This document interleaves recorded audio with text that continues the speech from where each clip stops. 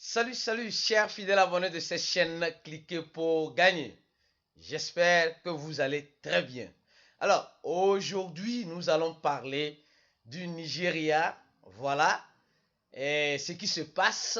Aïe.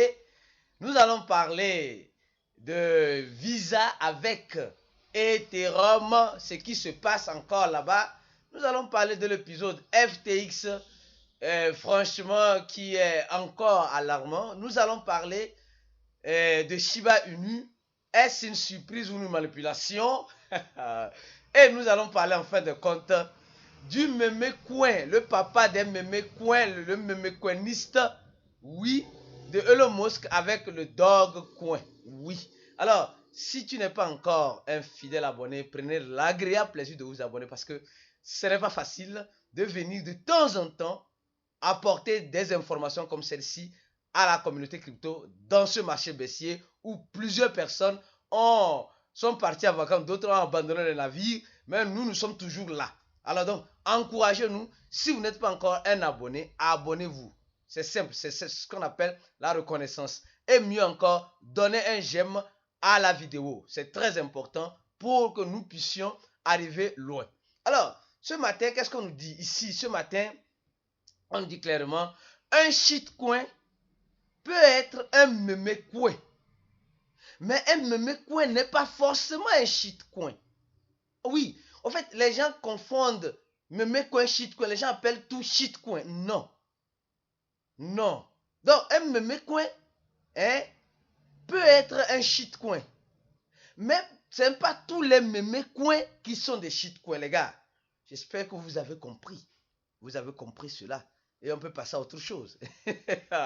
Alors, ici, on va parler rapidement du programme d'affiliation de GetMonture. Les gars, beaucoup de personnes négligent ces genres de programmes d'affiliation qui peuvent sincèrement être rentables. Si vous êtes dans le marketing de réseau, je pense que c'est mieux de vous convertir en ça. C'est mieux parce que vous savez, quand on prend les échangeurs centralisés, je parle des échangeurs centralisés, nous voyons qu'il y a plusieurs avantages. Certes, il y a le risque. Si vous laissez tous vos fonds là-bas, vous risquez un jour de vous tenir la tête. Mais l'avantage, c'est que quoi? Il y a certains programmes de parrainage, dépendra de la façon dont tu as le public. On peut te libérer plus de 60% des commissions de tes filleuls et 10% sur voilà, les filles étaient filles, je crois bien. Alors, et ici, regardez un peu, le programme est vraiment très intéressant. Pour ceux qui veulent se lancer, je dis bien, 60% les gars, c'est beaucoup ou bien 60% c'est beaucoup. Sur les commissions de trading, spot et voilà, du trading futur. Oui. Et vous voyez, il y a même certaines personnes, je crois bien, qui s'en sortent avec ça, avec $600 par mois, semblerait-il. Selon, voilà, base $600 par mois, les gars. C'est beaucoup, hein.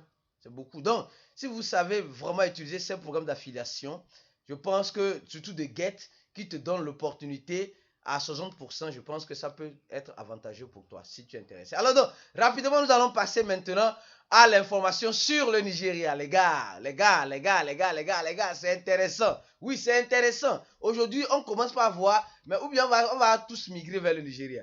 On est en train de voir que il y a le Nigeria en route vers la légalisation du Bitcoin et des crypto-monnaies. Pour le moment, ils sont dans cet article de Cliquer pour gagner, certes, qui a été fait par M. Prosper, dans le crédit.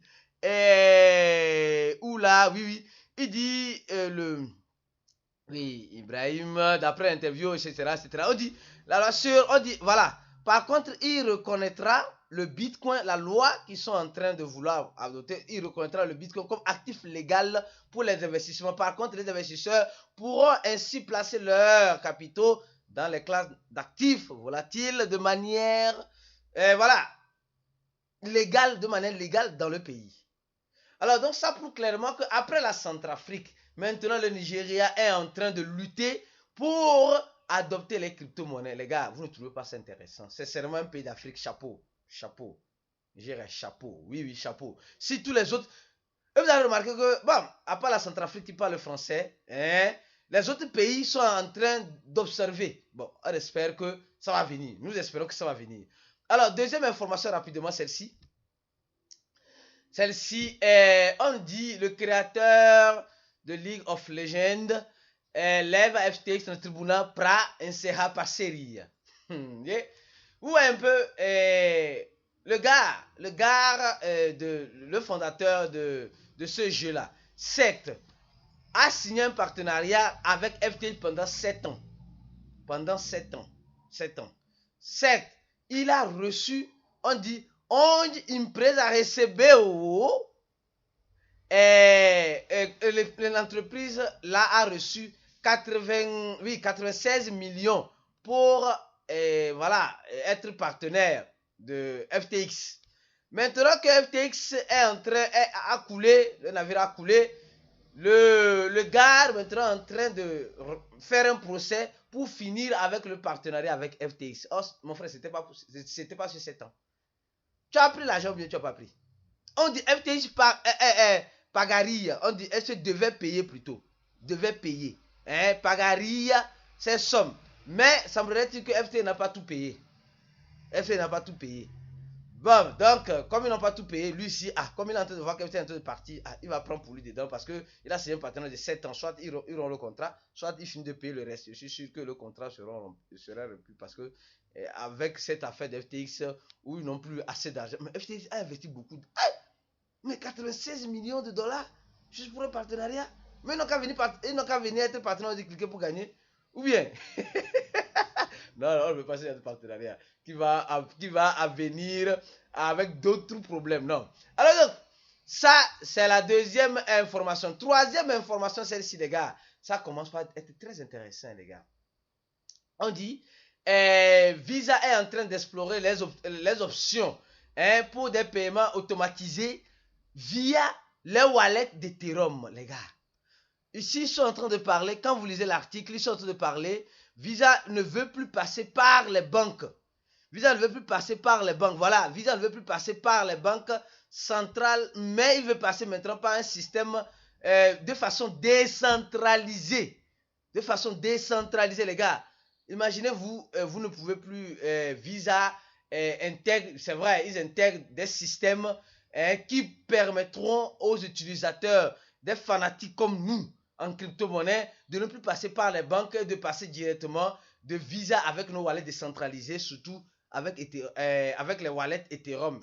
Quand on parle des wallets Ethereum, tous les wallets qui supportent le réseau Ethereum, certes. Alors donc, ça commence par être très intéressant parce que Visa avec Mastercard sont en pleine concurrence. Eux aussi ne veulent pas rater parce qu'ils sont en train de voir que leurs fidèles alliés, les banques, sont en train de perdre leur clientèle.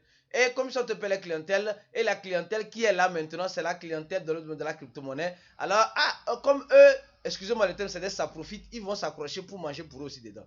Ce qui est tout à fait normal. Vous comprenez, c'est du business. Nous sommes dans le business. Alors, tous les coups sont permis. Alors donc, nous allons parler rapidement ici de Shiba. Les gars, il y avait un compte à rebours sur le site de Shiba. Et il y avait la spéculation, ou c'était la manipulation, certes, que peut-être c'est le lancement de Shibarium ou quelque chose d'important allait arriver. Déjà, ce qui est arrivé, c'est juste le nouveau design du site de Shiba. Oui, c'est le nouveau design. Mais il y a quelque chose qui est intéressant.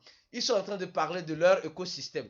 Ici, l'écosystème de Shiba comporte la monnaie Shiba. Voilà. Une monnaie LEASH, certes. La monnaie Boom et la monnaie TREAT. Alors donc, c'est l'écosystème de Shiba. Et ici, ils expliquent les NFT, le blog de Shiba, le métaverse de Shiba et le DEX de Shiba, les produits de Shiba. Voilà, ici, c'est les monnaies de Shiba, les produits de Shiba. Maintenant, le guide sur Shiba. Ils parlent de Shiba Eternity, leur jeu. Mais vous allez voir pour le moment, quand il parle de Shibarium, il dit c'est pour bientôt. Donc quand tu vois, c'est rien. Donc ils expliquent un peu, voilà, comment Shibarium va fonctionner, voilà, la blockchain de Shibarium et tout le reste. Mais il dit c'est pour bientôt. Pour bientôt quand? Je pense qu'il est temps ou bien. Les gars, Maintenant, allons-y. Donc, je me devais de vous donner cette information-là parce que j'ai parlé de ça 2 fois dans une de mes vidéos. Donc, je me devais cette information-là pour suivre une suite logique de mes vidéos. Donc, c'est pourquoi il dit, si vous ne suivez pas les vidéos de Cliquez pour vous ratez une vidéo, vous risquez de ne pas comprendre. Si ceux qui n'ont pas regardé les vidéos précédentes ne comprendront pas celle-ci, peut-être. Alors donc, maintenant, parlons du Dogecoin. Le meme coin. Donc, je suis sûr que vous avez compris un peu. Ici, tous les shitcoins ne sont pas des meme coins. Les gars, c'est important. Formez-vous, venez vous faire former. Ça vous aidera beaucoup. Alors donc, ici, on nous dit, il y a un holder qui a fait des transactions de 3 milliards de Dogecoin, etc., etc., etc. Et on nous explique dans cet article que non, que, comment appelle-t-on, Elon Musk a fait connaître le Dogecoin et les gars, il y a apprenez à filtrer les informations. Il y a des informations qui disent déjà que Elon Musk a quitté Twitter. Non, Elon Musk n'a pas encore quitté Twitter. Il fait des sondages pour voir si la communauté veut qu'il quitte le poste de chef de Twitter ou non. C'est des sondages, mais ces sondages ne veulent pas dire qu'il a quitté. Non. Il peut faire des sondages après venir dire qu'il a quitté. Mais celui qui va quitter, celui qui va mettre là-bas, c'est encore lui. Donc, ça ne sert à rien. C'est juste pour des pacotis. Je dis c'est des pacotis. Pour mieux manipuler. Alors donc, les gens disent déjà qu'Elon Musk a déjà quitté Twitter. Non, Elon Musk n'a pas quitté Twitter. Il fait des sondages pour voir si il peut quitter Twitter. Donc, et vous savez, tout ce qui a lien avec Elon Musk a lien directement avec le Dogecoin. Quand Elon Musk a acheté le Twitter directement, le prix donc est parti en l'air, dans un verre en montée. Maintenant, quand Elon Musk, on dit qu'Elon Musk semble quitter Twitter, le Dogecoin est en train de dégringoler, certes, mais Elon Musk n'a pas dit qu'il quitte le Dogecoin, il quitte Twitter, le sel de Twitter, la direction de Twitter. Il dit simplement, il fait juste des sondages. Et dans ces sondages-là, c'est un piège. Ce monsieur-là, c'est une stratégie, c'est un piège. En tout cas, ceux qui sont dans le groupe VIP, on vous a déjà expliqué cela. Alors donc, et analysons rapidement cette adresse-là.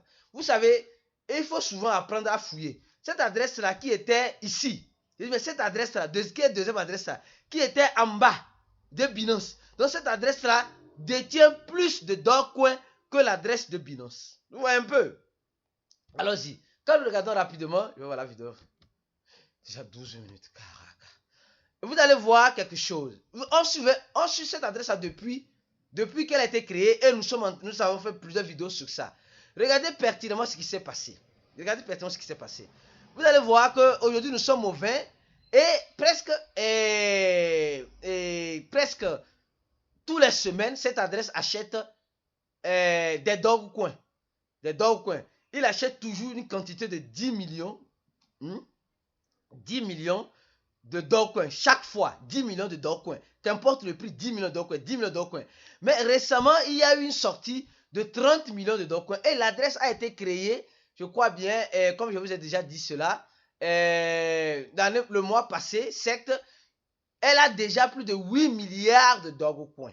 Elle a 8 milliards, plus de 8 milliards de Dogecoin. Elle a déjà fait 200 entrées et simplement que 12 sorties. C'est-à-dire qu'elle a déjà acheté sûrement, elle a déjà vendu 12 fois 7, si on peut le comparer ainsi. Donc, il y a 200 entrées et 12 sorties simplement. Et dans les 12 sorties, ça comptabilise un total de 720 millions de Dogecoin. Et ici, nous voyons clairement que le 19, il y a eu le 19, je crois hier, quand Elon Musk a lancé le sondage, je crois bien, il y a eu des sorties de 30 millions de Dogecoin, selon l'équivalent de 2 millions de dollars. Alors donc, quand on voit cette transaction, on ne sait pas où réellement elle est passée, mais peut-être parce que cette baleine est en train de se dire que si Elon Musk sort de Twitter, je préfère vendre 30 millions de Dogecoin. Alors donc, les 30 millions de Dogecoin ont été envoyés, certes, à cette adresse-là. Et à cette adresse-là, nous voyons clairement... Non, désolé. À cette adresse-là, nous voyons clairement aussi qu'il y a des entrées et des sorties, des entrées et des sorties. Donc, sûrement, c'est l'adresse d'un échangeur, je crois bien. Parce qu'il y a des entrées et des sorties, des entrées et des sorties. Sûrement, ça doit être l'adresse d'un échangeur. Je ne saurais vous le dire. Mais Et les gars, Elon Musk n'a pas encore quitté Twitter. Même s'il quitte Twitter, celui qui va mettre là-bas, c'est encore un pion qui est encore lui qui est là-bas. Donc, pas de panique en ce moment. Hein, et restez connectés. Si tu n'es pas encore un abonné, abonne-toi et donnez j'aime à la vidéo parce que ce n'est pas facile de faire des vidéos de temps en temps comme cela. Et on se dit à la prochaine vidéo et